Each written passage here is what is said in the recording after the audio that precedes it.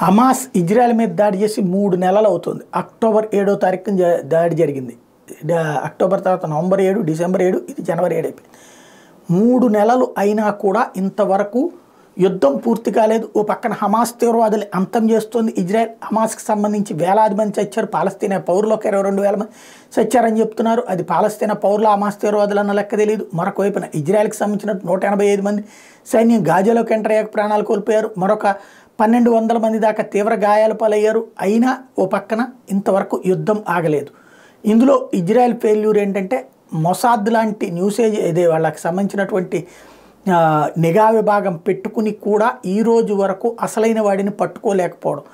ఎక్కడున్నారు ఈ బందీలు? ఆ బందీలను విడిపించగలిగితే ఇజ్రాయెల్ సగం ఫలించినట్టే, సగంగా 3 వంతులు యుద్ధంలో విజయం సాధించినట్టే. అయితే ఎక్కడ దాస్తున్నారో తెలియకుండా జాగ్రత్తలు తీసుకుంటూ యుద్ధం చేస్తూ ప్రొలాంగ్ చేసుకుంటూ ప్రపంచ దేశాల నుంచి డబ్బులు సంపాదించుకుంటూ ఉన్నాయి ఉగ్రవాద సంస్థలు.